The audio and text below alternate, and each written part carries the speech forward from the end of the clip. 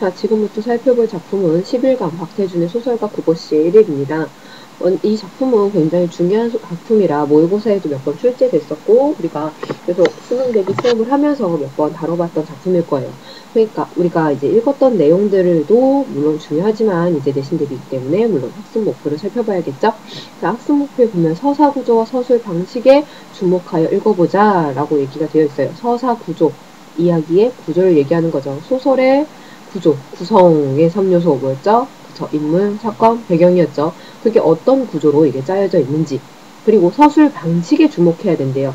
서술 방식, 이게 이 사람이, 소설가가 이야기를 어떻게 전개하고 있는지에 우리는 초점을 맞춰서 읽어보면 되겠습니다. 자, 제목에서 보이다시피 소설가 구보씨의 1일이에요. 자, 소설가 구보씨가 하루 동안 경성 시내를 돌아다니면서 보고 듣고 한 것들을 쭉 나열하고 거기에서 느낀 점을 얘기하고 있어요.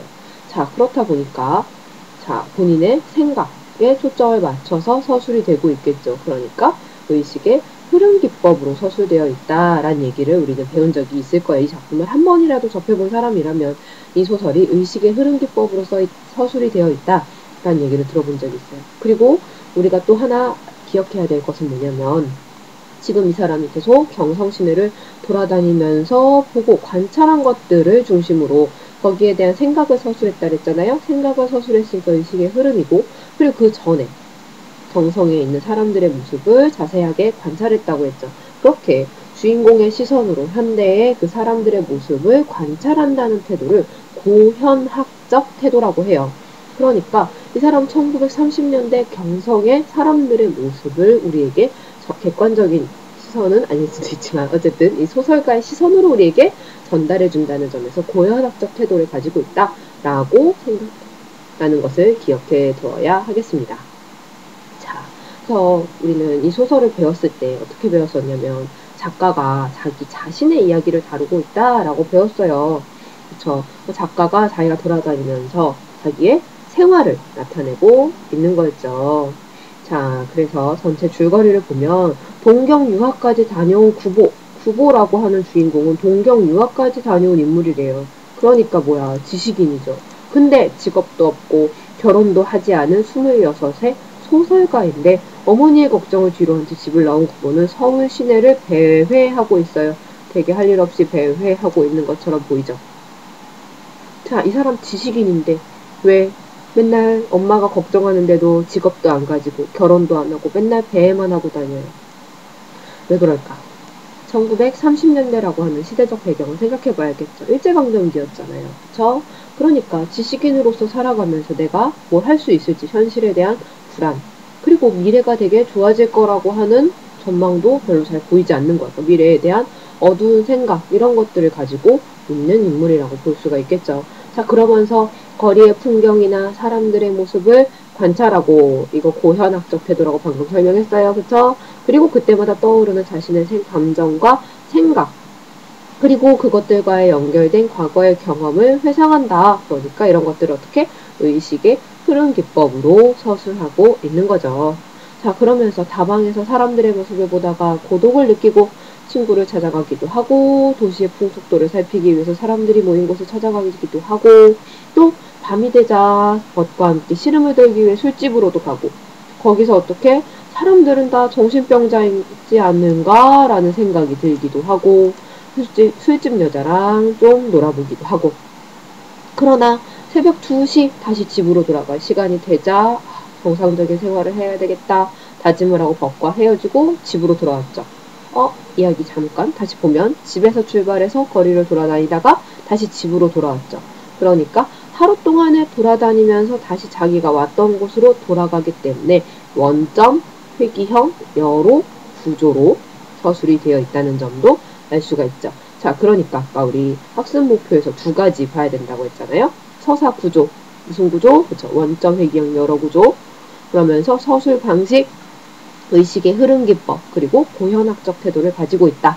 그쵸? 이렇게 두 가지에 우리가 주목을 하면서 정말 그 내용에 어떻게 반영되어 있는지 생각을 하면서 같이 읽어보도록 합시다.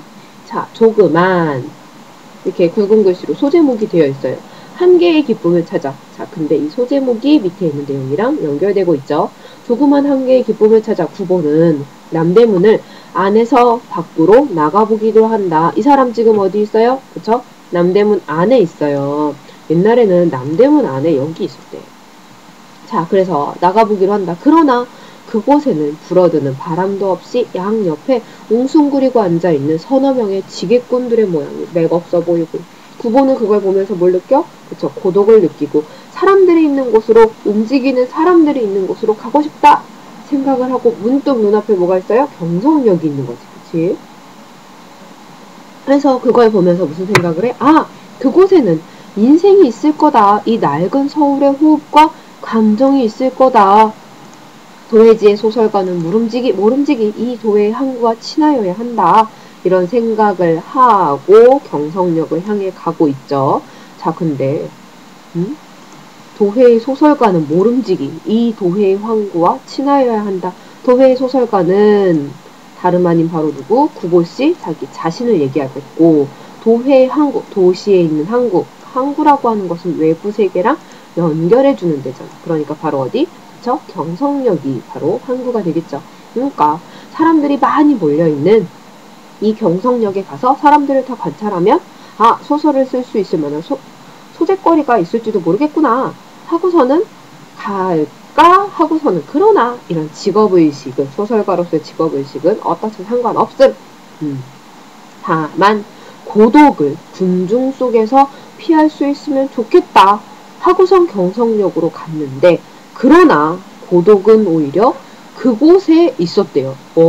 고독을 피하려고 갔는데 고독이 오히려 그곳 경성역 안에 있었단 얘기죠. 왜 그런지 한번 계속 읽어서 살펴봅시다. 구보가 한 옆에 끼어 앉을 수도 없겠으리 사람들은 빽빽하게 모여 있어도 그들 누구에게서도 인간 본래의 온정을 찾을 수는 없었다.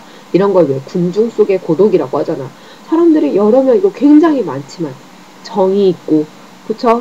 진짜 나에게 관심을 가져주고 나랑 이야기를 나누고 정말 사람 같은 사람, 나에게 인간적으로 다가오는 사람은 하나도 없다는 거지. 그렇기 때문에 오히려 고독이 심해지고 있다는 얘기. 이해되셨습니까? 자, 그래서 그들의 모습을 이제 자세하게 묘사하고 있어요. 그네들은 거의 옆에 사람에게 한마디 말을 건네는 일도 없이 오직 자기네들 사무에 바빴고, 그리고 간혹 말을 건네도 그것은 자기네가 타고 갈 열차의 시각이나 그러한 것들을 지나지 않았다. 그네들의 동료가 아닌 사람에게 그네들은 변소에 다녀올 동안에 그들의 짐을 부탁하는 일조차도 없었고, 결코 남을 믿지 않는 그들의 눈은 보기에 딱하고 또 가엾을 정도였다. 자, 그러니까 이 사람 지금 어때? 그쵸? 자기 일에만 하고 일에만 열중하고 있고 남들이랑 대화도 안 하고 믿지도 않고 그런 사람들의 모습에서 뭐가 없어? 그쵸? 인간 본래의 온정을 찾을 수가 없어서 고독해졌다. 자, 그럼 그 다음 단락으로 가서 또 읽어봅시다. 그래서 고독을 느낀 구보는 한 구석에 가서 그의 앞에 앉아있는 노파를 본다. 노파를 관찰하기 시작하면서 노파에 대한 상상을 하는 거야. 그는 누구 집에서 드나는 살다가, 단어 뜻은 옆에 나와 있으니까 옆에 있는 어휘풀이 같이 보면서 모르는 단어들을 생각하면서 읽어보자요. 자, 그는 네 집에서 드나는 살다가, 그러니까 남의 집에서 집안일을 도와주면서 그 집에 붙어서 살다가 이제 늙고 쇠잔한 약해진 몸을 이끌고 결코 넉넉하지 못한 어느 시골 딸네 집이라도 찾아가는지 모른다 했으니까 구보의 추측이죠. 정말 그런지 아닌지는 몰라요.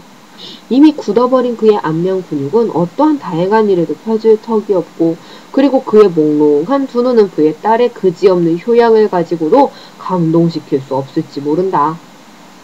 자, 그러면서 다시 노파가 아닌 또 누구? 중년의 시골 신사를 관찰하고 있죠. 그의 시골서 조그만 백화점을 경영하고 있을 거다. 우리가 생각하는 백화점이 아니라 그냥 물건을 파는 조그만 가게 정도 생각하시면 돼요. 그 점포에는 마땅히 주단 포목도 있고 일용 잡화도 있고 흔히 쓰이는 약품도 있고, 그는 이제 그의 옆에 놓인 물품을 들고 자랑스럽게 차에 오를 거다. 그러면서 구보는 그 시골 신사가 노파랑 사이에 되도록 간격을 가지려고 노력하는 걸 보고 그를 업신여겨. 왜? 여기서 그는 누구? 중년의 시골 신사지. 근데 그 사람을 구보씨는 어떻게? 부정적인 태도를 가지고 있어. 업신여기고 있어요. 왜? 다른 사람의 겉모습만 보고 어떻게? 멀리 하려고 무시하고 그러고 있으니까 그에게도 뭐가 없어? 인간 본래의 온정이라고 하는 게 없는 거지. 만약 그에게 얕은 지혜와 약간의 용기를 주면 그는 3등 승차권을 주머니 속에 간수하고 1등, 2등 대합실에서 오만하게 자기 난 돈 많은 사람이야 하면서 다른 사람들을 업신여기면서 잘난 척하고 있을지도 모른다. 라는 것도 역시 뭐야? 그쵸? 구보씨의 판단이죠. 자, 문득이라는 말은 어떨 때 써요? 갑자기 어떤 생각이 들었을 때 쓰는 말이지. 그러니까 지금 이 소설이 의식의 흐름 기법으로 서술되고 있다라는 점이 이런 단어들에서 힌트를 얻을 수 있는 거예요. 자, 그래서 어쨌든 계속 보자요. 구보는 그의 얼굴에 부종을 발견하고 그의 앞을 떠났다. 신장염이라고 하는 병명을 딱 떠올리고 그뿐 아니라 구보는 자신의 만성위 확장을 새삼스럽게 생각해냈어. 자기가 앓고 있는 병을 생각해냈어. 그러나 구보가 매점 옆에까지 왔을 때 그곳에서도 역시 병든 사람들이 있어. 그쵸? 40세의 노동자, 전경부의 광범위한 팽륜, 돌출한 안구, 손에 경미한 진동, 그게 다 뭐다? 바세도씨 명이다. 그것은 누구에게든 결코 깨끗한 느낌을 주지 못한다.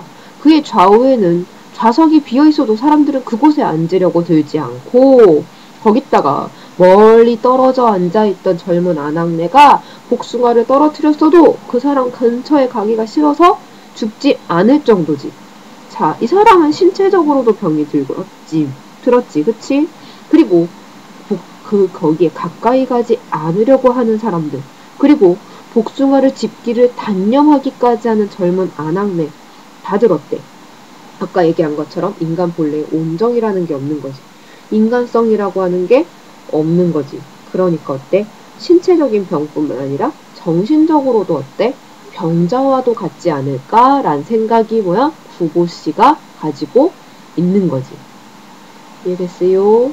자, 그러니까 경성 시민들은 육체적으로든 정신적으로든 질병을 앓고 있다. 이런 것들을 나타내고 있다. 자, 그러면 다음 페이지로 넘어가 봅시다. 구보는 이 조그만 사건에 문득 흥미를 느끼고 그의 대학 노트를 펴들었다. 구보씨 직업이 소설가잖아. 그치? 구보씨는 작가가 자기 자신을 이렇게 객관화시켜서 만들어낸 하나의 인물이잖아요. 그러니까 소설가라고. 자, 그래서 노트를 펴들어서 자기가 관찰한 것들을 어떻게 소설로 쓸 때 소재로 쓰기 위해서 메모를 하는 거야. 자, 그래서 대학 노트를 펴들었는데 메모를 해보려고. 그러나 그가 문 옆에 기대 서 있는 캡스고 린넨 스미엘이 양복을 입은 사내에 그 온갖 사람에게 의혹을 갖는 두 눈을 봤을 때 구보는 다시 우울에 빠진 거지. 왜? 그쵸. 사람들을 다 감시하고 있는 어떤 그 1930년대 현실 알잖아요. 일제강점기잖아요. 그러니까 뭐 순사라던가 이런 사람들이겠지. 그치? 그러니까 다시 현실을 인식하고 아직 현실이 이렇게 암울하구나. 그래서 구보씨는 우울해졌지. 그래서 그곳을 떠나고 경성역 대합실을 떠나서 이제 어디 앞으로? 개찰구 앞으로 공간이 이동했죠. 자, 개찰구 앞에부터 다시 봅시다. 또 어때? 소제목인데 소제목만 띡 띄어서 나타나 있는데 그게 어때? 밑에 있는 문장과 이어지고 있죠. 이 소설은 계속 그렇게 이어질 거예요. 개찰구 앞에 2명의 사내가 서 있었다. 낡은 파나마 못이 두루마기 노란 구두를 신고 손에 조그마한 보따리 하나도 들지 않은 그들은 구보는 확신을 가져서 무직자로구나. 직업이 없는 사람이로구나. 단정을 해버렸어. 그리고 이 시대의 무직자들은 다 뭐일 것이다? 금광 브로커임에 틀림이 없다. 그치? 금광을 소개해주고 거기서 이제 이익을 취하는 사람들. 구보는 새삼스럽게 대합실 안팎을 둘러보고 그런 사람들이 여기저기에 많이 있구나. 그래서 지금 현실이 어떻다? 황금광 시대로구나 라고 시대에 대한 생각을 다시 한번 생각하면서 지금 현실의 시대를 황금광 시대로구나 라고 구보씨가 규정해버렸지. 자, 저도 모를 사이에 구보의 입술에서 무거운 한숨이 새어나왔다. 황금을 찾아. 그것도 역시 숨김없는 인생의 분명한 일면이다. 그것은 적어도 손에 단장 짧은 지팡이 또 한 손에 공책 들고 목적 없이 거리로 나온 자기보다는 좀 더 진실한 인생이었을지도 모른다라는 건 뭐야?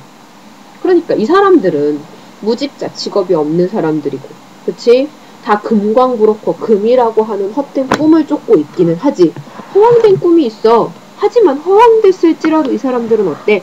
쫓고 있는 목적이 있고 꿈이 있는 사람들이지. 근데 구보씨 자신은 할 일 없이 길거리에 나와서 사람들을 관찰하고 있고 또 어때? 목적 없이 거리로 나왔다고 얘기했죠. 그러니까 목적이 없는 나보다는 어때? 더 진실할지도 모른다라는 생각을 구보씨가 하고 있는 거죠. 그러니까 자기 자신에 대해서 쟤들은 최소한 나보다는 낫겠구나 라고 생각하잖아. 그러니까 자기 자신에 대한 자책이지. 그쵸? 자, 그래서 계속 봅시다. 시내에 산재한 무수한 광무소, 인지대 100원, 열람비 5원, 수수료 10원 이런 것들은 쭉 다 뭐야? 황금광 시대를 나타내는 소재들. 그러니까 금광을 발견하면 그걸 등록해야 되고 뭐 이렇게 자기가 소유라고 하는 것을 증명해야 되고 그런 법적인 절차를 밟아야 되는 그런 소재들을 쭉 나열한 거예요. 자, 근데 그들 중에는 평론가와 시인 같은 문인들조차도 끼어 있었어. 구보는 일찍이 창작을 위하여 그의 벗에 광산에 가보고 싶다 생각했었다. 사람들의 사행심, 황금의 매력, 그러한 것들을 구보는 보고 느끼고 하고 싶었대. 그러나 이런 것들은 오히려 총독부 청사, 동측 최고층, 광목과 열람실에서 볼 수 있었다. 자, 그래서 어떤 사람들? 황금광 시대에는 어떤 평론가와 시인 같은 문인들까지도 금광으로 뛰어든대. 그러니까 이런 문인들은 금광과도 같은 물질력이고 한 번 내가 금광을 찾아서 돈을 많이 벌어야 되겠다 라는 생각을 가지고 있는 거라 보니까 먼 사람들이지. 근데 이런 사람들조차도 어때? 황금광에 가서 그치? 황금을 찾아 헤매고 있으니까 구보는 이러한 현실에 대해서 이제 어떻게 생각해? 한번 그래서 황금광 시대가 왔구나 라고 생각하고 있는 거죠. 자, 그래서 이렇게 황금광에 대한 생각을 하고 있는데 문득 이라고 시작이 되고 있죠. 문득 갑자기 한 사내가 둥글럽적한 그리고 비속한 얼굴에 웃음을 띠고 구보 앞에 그 모양 없는 손을 내민다. 아, 벗이라면 벗이었다. 중학시대의 열등생, 중학시대의 친구를 만났지.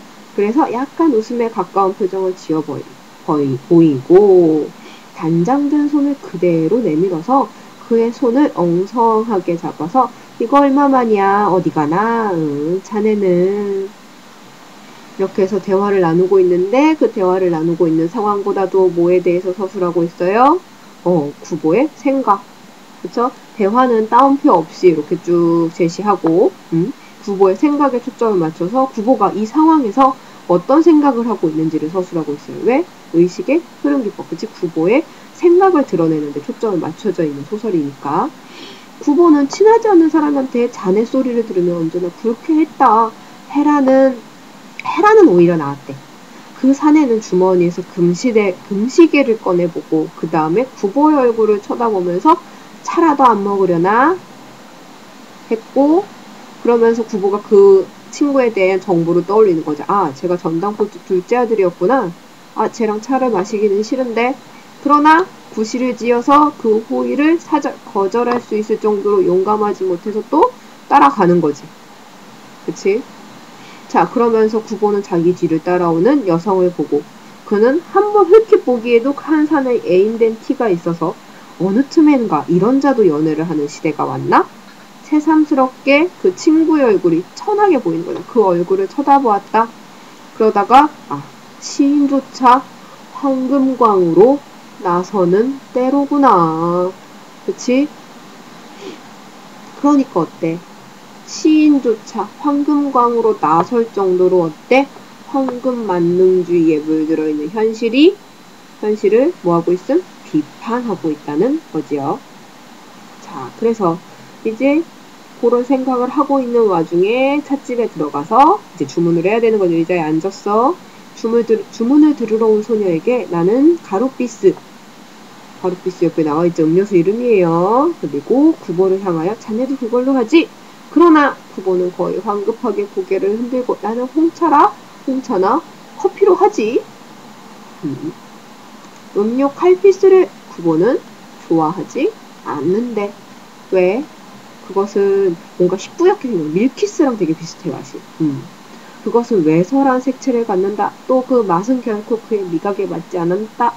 차를 마시면서 문득 끽따져 찻집에서 사람들이 취하는 음료를 가져 그들의 성격, 교양, 취미를 어느 정도 알 수 있지 않은가 하고 또 생각해보고 있지.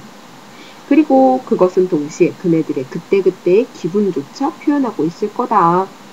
그러면서 구보는 그 맞은편에 앉은 사내 친구지, 친구의 교양 없는 얘기에 건성으로 맞장구를 치면서 이런 것들을 연구해 보리라 생각한다 했잖아. 그러니까 지금 상황 자체는 뭐야? 구보랑 구보 친구랑 이야기를 나누고 있는 상황이지. 그러면 일반적인 소설 같으면 그 둘이 어떤 대화를 나누고 있는지 그 대화 내용이라던가 그 찻집의 분위기라던가 이런 것들에 초점을 맞춰서 서술을 할 텐데 이 소설은 철저하게 구보 씨의 생각에 초점을 맞추고 있기 때문에 그 두 사람의 대화보다도 어때? 구보 씨의 머릿속에 있는 거. 구보 씨가 그냥 친구의 얘기에 맞장구를 치면서 하면서 머릿속으로는 사람들이 마시는 차를 가지고서는 그 사람들의 성격이라던가 취미라던가 그때그때 기분이라던가 이런 것들을 파악할 수 있지 않을까? 그걸 한번 연구해볼까? 이러고 딴 생각을 하고 있잖아? 거기에 구보 씨의 생각에 초점을 맞춰서 쓰고 있지. 그러니까 뭐야? 의식의 흐름 기법으로 서술이 되고 있습니다. 자, 그래서 여기까지 교과서에 실려있는 부분들의 글입니다. 자, 그래서 한번 내용을 정리해보자. 이 사람 그쵸? 집에서 나와서 쭉 돌아다니다가 다시 집으로 돌아오는 거고, 자, 여기서는 어디? 경성역에 있는 부분이 경성역에서 이제 사람들 관찰하고 우연히 친구 만나서 하는 다방에서 이제 얘기하는 그런 부분까지 서술이 되어 있었습니다. 자, 그래서 어쨌든 간에 집에서 나와서 경성, 지금의 서울이죠. 쭉 돌아다니다가 다시 집으로 돌아갈 거니까 원점 회귀형 여러 구조를 가지고 있는 소설이다 라고 얘기한다고요. 그러니까 공간적 배경이 어떻게 이동이 되는지도 같이 봐야 되겠죠. 자, 그러면서 아까 두 가지 서술상의 특징 봐야 된다고 얘기했었는데, 자, 의식의 흐름 기법은 우리가 아까 읽으면서 계속 봤어요.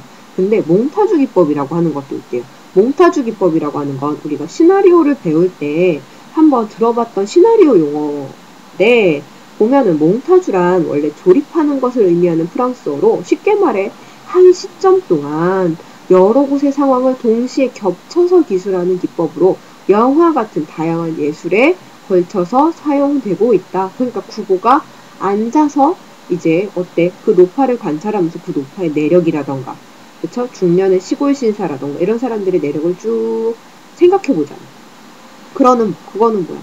그렇게 생각하고 있는 하나의 장면인데 그 머릿속에서 구보의 머릿속에 펼쳐지고 있는 장면을 동시에 이제 겹쳐서 표시를 해주면 되겠지. 그런 것들이 몽타주 기법이라고 하고, 그렇게 구보의 의식의 흐름을 더 잘 생동감 있게 나타내주기 위해서 몽타주 기법, 시나리오에서 나타나는 몽타주 기법을 사용해서 글쓴이가 서술을 하고 있습니다. 자, 이러한 기법과 서술 구조들, 그리고 구보가 뭘 바라보는지, 그거에 대해서 어떤 생각을 하고 있는지 또 같이 봐야 되겠죠.